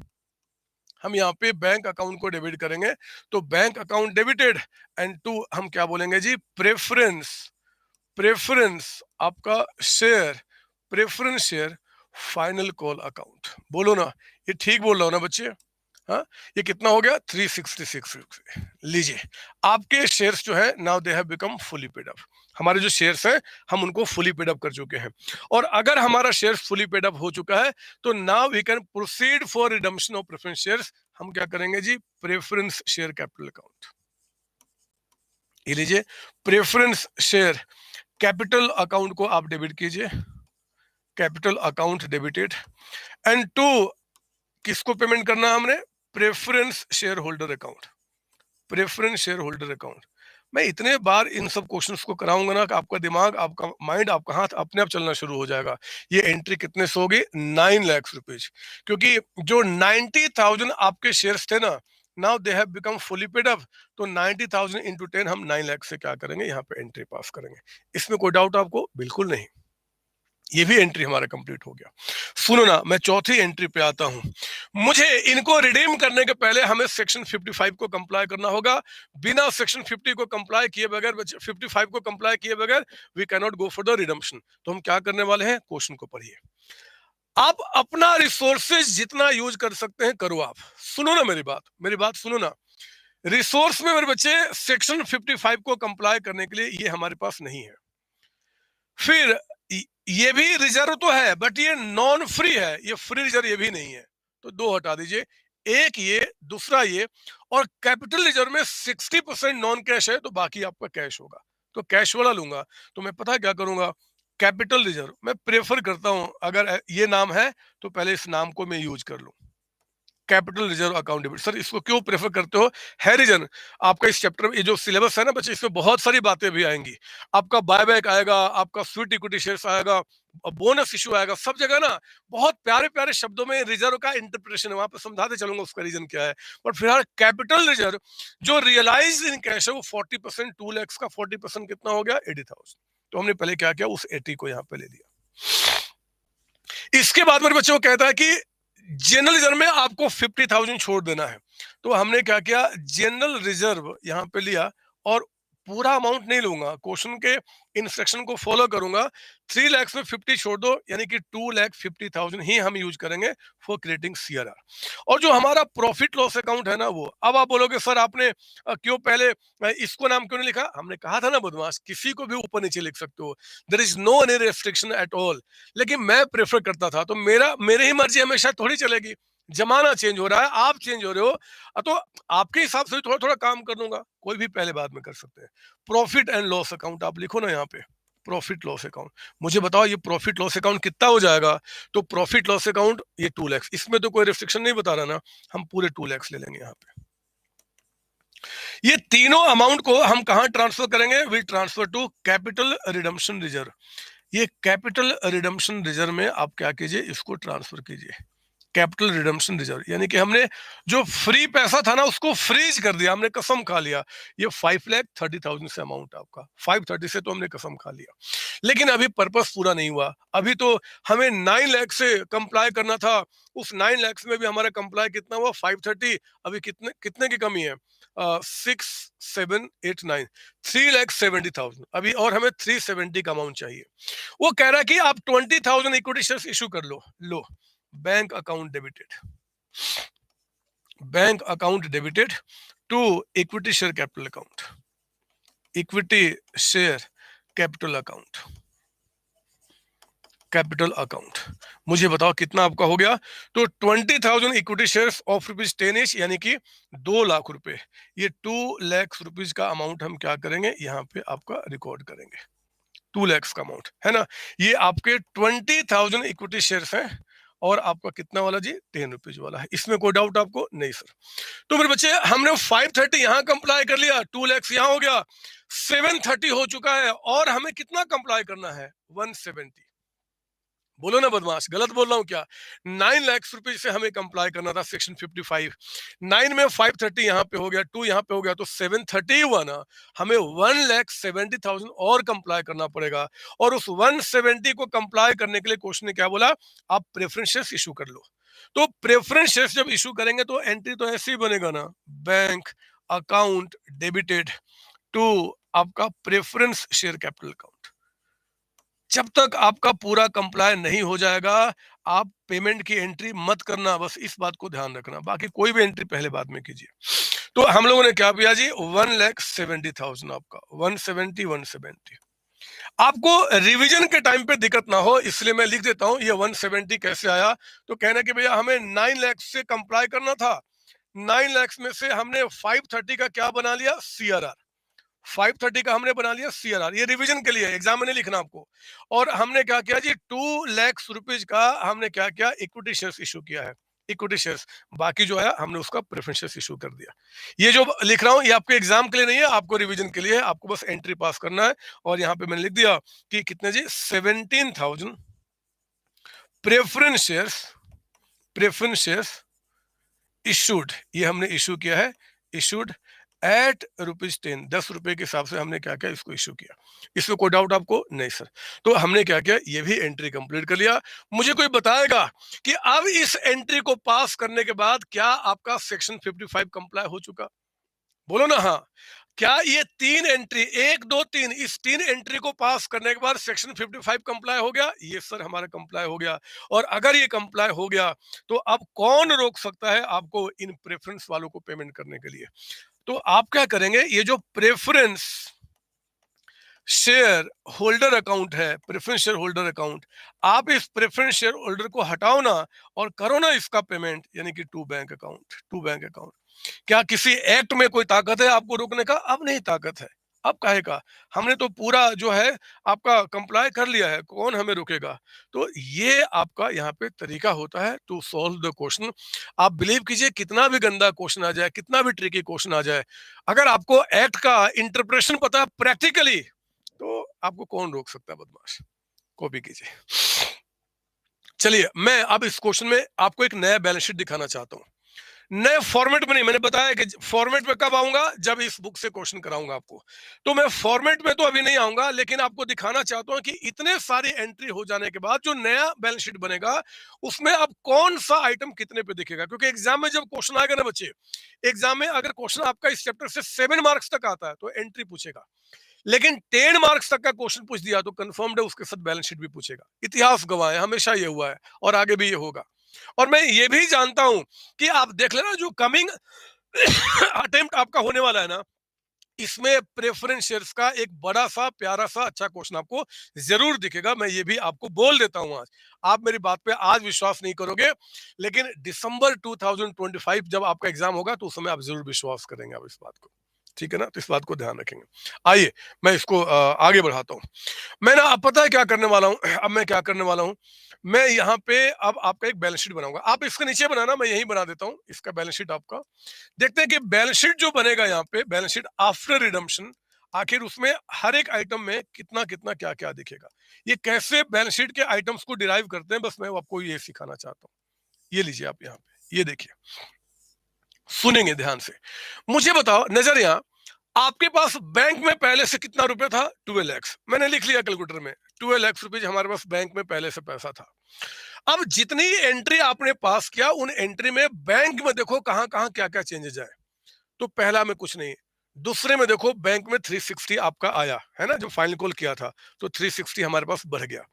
यहाँ पे कुछ भी नहीं, ये देखो यहाँ भी कुछ नहीं, क्योंकि कसम खाने से ना बच्चे पैसा थोड़ा ही आता है, बस नाम चेंज होता है कि यहाँ से वहां नाम चला गया आपका, है ना। तो आपका ये नहीं, बैंक में देखो यहाँ पे आया 2 लाख रुपीज, करो ना 2 लाख प्लस आपका। फिर देखो 170 और आया, प्रेफरेंस शेयर्स जो हमने इशू किया था वो भी ठीक है, और आपने 9 लाख का पेमेंट कर दिया। तो हमारे पास 10,30,000, आपका भी वही आ रहा होगा, 10,30,000 आप यहाँ पे रिकॉर्ड करेंगे मेरे साथ। बैंक अमाउंट आपका कितना आ गया, 10,30,000। कुछ भी नहीं करना, सबको प्लस माइनस करके अब खत्म करो। अब देखो बैलेंस शीट के अंदर जो आपके अदर एसेट्स थे उनमें किसी तरीके कोई चेंज नहीं, 18 लाख था, कहीं भी एंट्री में अदर एसेट्स यूज नहीं किया गया, तो जितना अमाउंट था वही अमाउंट अभी भी रह जाएगा। जब कोई चेंज ही नहीं हुआ तो हम क्यों चेंज करेंगे। इस साइड आइए इक्विटी शेयर कैपिटल, इस साइड आइए equity share capital, equity share capital. सुनो ना मेरी बात। ये देखो जो इक्विटी शेयर कैपिटल है ना बच्चे, ये बैलेंस शीट में इक्विटी शेयर कैपिटल 7 लाख के थे, 7 लाख, ठीक है 7 लाख। 7 लाख के बाद क्या हुआ इक्विटी में, 7 लाख के बाद ये देखो हमने 2 लाख का और इशू किया, तो 7 + 2 अब ये कितना दिखेगा, 9 लाख का अमाउंट, 9 लाख का अमाउंट। एक काम करोगे, रिवीजन के टाइम पे आपको किसी तरीके की परेशानी ना हो, इसलिए आप ना इस बैलेंस शीट के अंदर में, इस बैलेंस शीट के अंदर में ये जो प्रेफरेंस शेयर कैपिटल है ना, इसके आगे रेट लगा दो 10%। मतलब रिवीजन के लिए बाद में दिक्कत ना हो कि सर ये कैसे हो गया, तो आप ना इसको 10% कर दीजिए। और ये जो नया इशू हो रहा है ना यहाँ पे नया, इसको कर दो आप क्या जी 12%, लिख दो आप क्वेश्चन के अंदर में ही। यहाँ जो प्रेफरेंस शेयर कैपिटल है जो नया इशू कर रहे हैं उसका रेट कर दो 12%, और जो पुराने वाला है उसको कर दो यहाँ पे बैलेंस शीट में क्या 10%। इसका मतलब कि जो रिडीम हो रहा है कौन सा हो रहा है, 10% वाला। ये प्रेफरेंस शेयर्स पे रेट ऑफ डिविडेंड होता है, और रेट ऑफ डिविडेंड से हमारे पूरे इस चैप्टर में कोई मतलब नहीं बनता, बस इतना समझ लो कि उसका एक नाम है 10%, 12% आपका, ठीक है ना। तो इसका मतलब अब देखो ये जो आपका ये जो था ये कौन सा था जी, जो फाइनल कॉल किया था हमने 10% वाले पे, है ना, ये 10% वाले पे था। ये सब ये कौन रिडीम हो गया, 10% वाला, और नीचे वाला 12% है। अब सुनिए मेरी बात, जो प्रेफरेंस शेयर कैपिटल यहाँ पे 5,40,000 का था, 540, हमने 360 से देखो इसको और बढ़ाया, तो 540 + 360 कितना हो गया, 9 लाख, है ना। और फिर हमने क्या किया, प्रेफरेंस शेयर कैपिटल को 9 लाख से हटा दिया, 9 लाख से आपका टोटल हुआ, फिर उसको हमने रिडीम कर दिया, खत्म हो गया। तो मेरे बच्चे आपके न्यू बैलेंस शीट में, न्यू बैलेंस शीट में अब जो ये 10% प्रेफरेंस शेयर कैपिटल है, 10% प्रेफरेंस शेयर कैपिटल, या तो एग्जाम में आप इनको लिखो ही ना, अगर लिखोगे तो आप यहाँ पे नील कर दोगे, अब ये आपके खत्म हो चुके हैं, है ना। जितना था, जितना हमने उनको कॉल किया, they have become fully paid up, फिर उनको हमने रिडीम किया, तो अब तो रहे नहीं ना, वो खत्म हो चुके हैं। हाँ, यहाँ पे एक नया प्रेफरेंस शेयर हमने इशू किया है, 12% प्रेफरेंस शेयर कैपिटल। मुझे बताओ जरा, ये जो नया प्रेफरेंस आपने इशू किया वो कितने का है, ये देखिए आप यहाँ पे नया प्रेफरेंस जो इशू किया था 1,70,000 का, है ना। तो हमने क्या किया, उसको 170 से अब यहाँ पे दिखा दिया। मैं रिपीट कर रहा हूँ, जिसको नील लिखा एग्जाम में ना लिखो तो भी चल जाएगा, है ना, अगर लिखे तो उसको नील पे आपको दिखाना पड़ेगा। तो हमने ये भी काम पूरा किया। सुनो सुनो, इसके बाद और क्या निकल के आ रहा है, यहाँ देखेंगे आप, ये कंप्लीट हो गया, ये कंप्लीट हो गया। प्रॉफिट लॉस हमारा एंड हो चुका बच्चे, हम सबको सीआरआर में ट्रांसफर कर चुके हैं। तो मैं आपको समझा रहा हूं, इसलिए यहाँ पे प्रॉफिट लॉस अकाउंट लिख रहा हूं। एग्जाम में ना लिखो तो ही चलेगा, लिखो तो भी चल जाएगा, बट लिखोगे तो फिर नील लिखना पड़ेगा। एक रिजर्व जिसका नाम है जनरल रिजर्व, जनरल रिजर्व, मुझे कोई बताएगा उसमें कितना रह गया। ये देखो आपका 3 लाख का अमाउंट था, 50 छोड़कर बाकी सबको हमने सीआरआर में ट्रांसफर कर दिया है। तो जनरल रिजर्व में वो जो मिनिमम रिक्वायरमेंट था ना, वो आपका यहाँ पे रह जाएगा। कोई डाउट इसके अंदर में, नहीं सर। इसके बाद और बताओ अगला नाम क्या है, कहता है कि सिक्योरिटी प्रीमियम हमने यूज ही नहीं किया, तो अगर यूज नहीं किया तो एज इट इज हमारे बैलेंस शीट में दिखेगा। सिक्योरिटी प्रीमियम हमारा बैलेंस शीट में एज इट इज दिखेगा। वो अमाउंट कितना है आपका, 1,00,000 रुपीज, 1,00,000 रुपीज। लिखते चलो इस चीज को, 1,00,000 अमाउंट आपका। इसके बाद मेरे बच्चे कैपिटल रिजर्व, याद रखना जो नॉन कैश है वो बैलेंस शीट में रह जाएगा, है ना, क्योंकि जो कैश वाला उसको तो हमने यूज कर लिया। तो कैपिटल रिजर्व, रिजर्व और ब्रैकेट में हम यहाँ पे नॉन कैश सिर्फ रह गया, कितना जी, कितना नॉन कैश है, 60%, 2 लाख का 60%, यानी कि 1,20,000 का अमाउंट ये रह गया आपको यहाँ पे। और एक नया रिजर्व का नाम यहाँ पे जन्म हुआ जिसका नाम है capital redemption reserve, capital redemption reserve. ये अभी अभी हमने कसम खाया था ना, जरा बताओ सीआरआर हमने कितने का बनाया था? ये देखिए आप यहाँ पे 530। कुछ भी नहीं कर रहा, जो एंट्री पास किए उसमें जो बढ़ गया घट गया, उन्हीं के बढ़ने घटने को प्लस माइनस करके नया बैलेंस शीट बना रहा हूँ। तो सीआरआर में 530 का अमाउंट है, ये 530 का अमाउंट हमने क्या किया, यहाँ पे आपका ऐसे ही छोड़ दिया आपका 530 का अमाउंट, ठीक है ना। इसके बाद मुझे और बताइए, डेवलपमेंट रिबेट रिजर्व हमने यूज नहीं किया, 3 लाख का अमाउंट, तो एज इट इज आपका development rebate reserve reserve 3 lakh का अमाउंट, ये भी हमारे पास हो गया। लायबिलिटीज जो आपके हैं बच्चे, उनमें कोई चेंज अभी तक नहीं हुआ है, उनमें भी चेंज होगा आगे की क्लास में, बट फिलहाल कोई चेंज नहीं है। तो वो कितना अमाउंट आपका दिख रहा है, 660 का अमाउंट। आप क्या करेंगे, 660 का अमाउंट यहाँ पर लिख देंगे। जितने भी नाम है ना, उन सारे नाम को हम यहाँ पर रिकॉर्ड कर चुके हैं विथ ऑल न्यू फिगर। मुझे विश्वास है ये दोनों से टैली कर जाएगा। ये कितना हो गया, ये आ गया 28,30,000 का अमाउंट आपका इस साइड। तो इधर भी आना चाहिए, देख लेते हैं। 9 लाख का इक्विटी है, 170 का नया प्रेफरेंस आपका, 50,000 जनरल रिजर्व में आपका है, 1 लाख रुपीज का सिक्योरिटी प्रीमियम, 120 का नॉन कैश कैपिटल रिजर्व, 530 का सीआरआर जो हमने बनाया, और 3 लाख का डेवलपमेंट रिबेट रिजर्व में, और फिर आपका 660 का अमाउंट आपका यहाँ पे ये आ गया 28,30,000। आना ही था। कंसिस्टेंसी अगर आपके पास प्रॉपर तरीके से रही तो सवाल ही नहीं बनता कि ये टैली नहीं करेगा, क्योंकि हम कुछ नया कर ही नहीं रहे यार। जो एंट्रियां हमने पास की, उन एंट्रियां में जो भी चेंज हुआ, उन चेंज को हम यहाँ पर लेकर आ रहे हैं। बाकी तो हमने कुछ किया नहीं है। आप जल्दी से इसकी कॉपी कर लीजिए। Balance sheet after redemption chances है, जब भी 10 मार्क्स का क्वेश्चन आएगा पूछेगा। तो बस इसी को ना, पता है मैं नए फॉर्मेट में क्यों नहीं बना रहा हूँ, क्योंकि उसमें यहाँ पे हमें कई सारे नाम देने पड़ेंगे। तो करेंगे ना, हम अगली क्लास से बताएंगे आपको, चिंता नहीं कीजिए। और नया फॉर्मेट आपने पढ़ा भी है, पढ़ेंगे आप, तो हम सब देख लेंगे। बट पहले आप यहाँ तो कॉपी कर लो, कॉन्सेप्ट पे मास्टरी आपकी होनी चाहिए। ये हमारा यहाँ पे टैली कर गया। अब मैं आपको कुछ एक बात बताना चाहता हूँ। देखो, कुछ नाम जो हमारे जर्नल एंट्री में आया, बट वो बैलेंस शीट में नहीं आएगा। ये देखिए आपका प्रेफरेंस शेयर फाइनल कॉल एक नाम आया था, लेकिन जितने से डेबिट हुआ था ना, फिर उतने से क्रेडिट भी हो गया। ये नाम अपने आप खत्म। ये नाम बैलेंस शीट में था नहीं, हमने जितने से डेबिट किया उतने से क्रेडिट किया। ये नाम अपने आप खत्म हो गया, तो बैलेंस शीट में क्यों आएगा। उसी तरीके से मेरे बच्चे, उसी तरीके से प्रेफरेंस शेयर होल्डर, ये देखिए आप, प्रेफरेंस शेयर होल्डर 9 लाख से हमने क्रेडिट किया था, और फिर हमने 9 लाख से यहाँ पे हमने डेबिट भी कर दिया पेमेंट करते समय। तो ये भी नाम बैलेंस शीट में नहीं आएगा। 9 लाख से बढ़ाया, फिर 9 लाख से कम कर दिया, बैलेंस जीरो हो गया। हम बैलेंस शीट में क्यों दिखाएंगे। जो नाम बैलेंस शीट में है, उनमें जो चेंजेस आए वो हमने दिखाया। आपका क्या दिक्कत है। तो इस तरीके से हमने क्या किया, इस क्वेश्चन को मैंने सॉल्व किया। मुझे विश्वास है इसमें कहीं भी तनिक भी आपको दिक्कत नहीं हो सकती, क्योंकि आपका जो कॉन्सेप्ट है ना बच्चे, इस चैप्टर का जो बेस है ना, जिसपे चैप्टर टिका हुआ, मैंने बहुत स्ट्रॉन्ग करते चले जा रहा हूं। ओहो, मुझे आज बहुत सारी बातें करनी थी। अभी बात पता है क्या होगी, अभी बात होगी अगली क्लास की बता रहा हूं, क्योंकि अब 10-15 मिनट में वो करना मुश्किल हो जाएगा। अगली क्लास में क्या होने वाला है कि अगली क्लास में आप देखोगे कि अभी तक तो प्रेफरेंस शेयर्स आपने जो रिडीम किया, हमेशा पार पे रिडीम किया। क्या होगा अगर रिडम्पशन प्रीमियम पे हो जाए, तो मजा आएगा वहां पे। जब रिडम्पशन प्रीमियम पे होगा, कुछ और मजे वाली बातें होगी।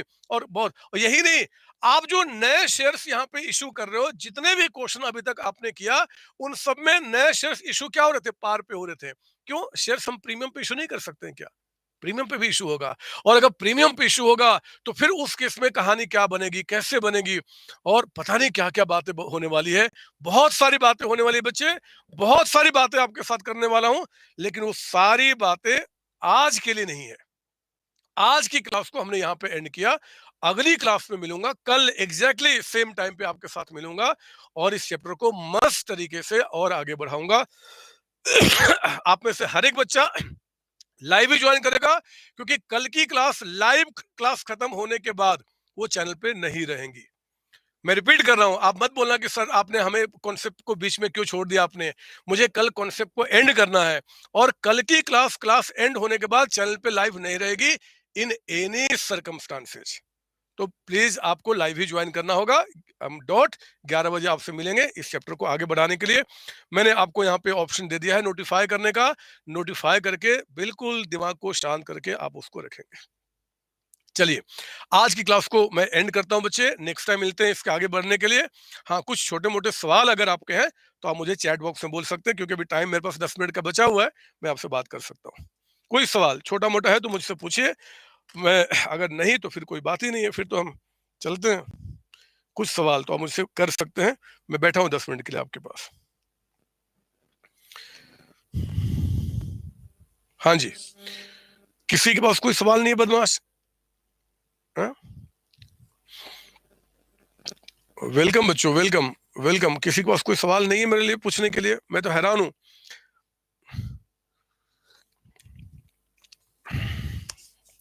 हाँ जी रवि, बताइए बच्चे, अगर एनी एनी सवाल। अच्छा, सवाल सोच रहे हैं आप?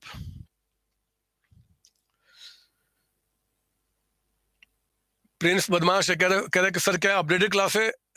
लाइव इसके सामने खड़ा हूँ, कहता है कि अपडेटेड क्लास है, पता नहीं क्या हो गया इसको। Thank you Ishika. अनिरुद्ध, इस चैप्टर में जितने भी अब कॉन्सेप्ट बच गए हैं, जिनके बाद आप अपने किसी भी क्वेश्चंस को आराम से सॉल्व कर सकते हैं, वो कल की क्लास में पूरा एंड करूंगा, पूरा उसको एंड करूंगा। जून 2025 के लिए पहले से पढ़े तो बच्चे चेंजेस है, आप देख रहे होंगे, जैसे कि कैपिटल रिजर्व। पहले कैपिटल रिजर्व को हम फ्री रिजर्व मानते नहीं थे, लेकिन अब क्या हुआ कि उन्होंने कैपिटल रिजर्व जो रियलाइज्ड इन कैश है उसको फ्री रिजर्व माना हुआ है। एक तो चेंज आपका ये निकल के आ गया। दूसरा क्या होता है कि अभी प्रीमियम ऑन रिडम्पशन जो कल बताऊंगा उसमें भी उसका इंपैक्ट आया है, उसका इंपैक्ट वो भी कल बताऊंगा आपको।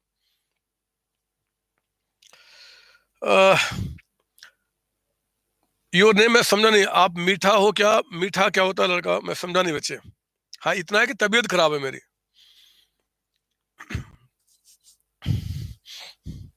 क्वेश्चन एट पार और प्रीमियम में पूछ सकता है? हाँ जी बच्चे, अंकित पार प्रीमियम पे आएगा, वही तो मेन मजा आएगा। कहा ना, ये चैप्टर जितना आगे बढ़ेगा उतना आपके लिए इंटरेस्टिंग हो गया।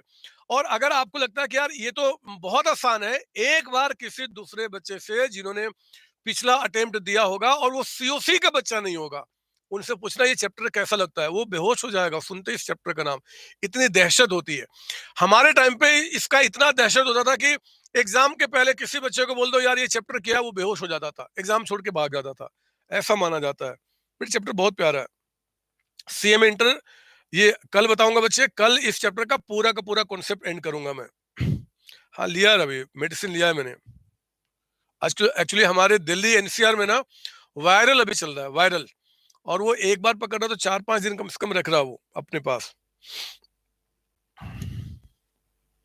ये संकेत अगली क्लास में कल यही टॉपिक आपका होगा। चलिए, मुझे दिख रहा है कि कोई सवाल आपके दिमाग में है नहीं, तो मैं अब क्लास को यहीं पे एंड करता हूं और कल मिलेंगे। मैं अगेन रिपीट कर देता हूं, ये कल वाली क्लास सिर्फ लाइव होगी, सिर्फ लाइव होगी। लाइव के बाद उसको 1 मिनट भी मैं वहां नहीं छोड़ूंगा, उसको हटा दूंगा। तो हम कल मिलते हैं बच्चे, स्काई कंटिन्यू करने के लिए। आप सारे बच्चों को बाय बाय टाटा। जो बच्चा बदमाश अभी तक वीडियो को लाइक नहीं किया, उसको लाइक करने के बाद ही आप जाएंगे। थैंक यू बच्चों, थैंक यू जी।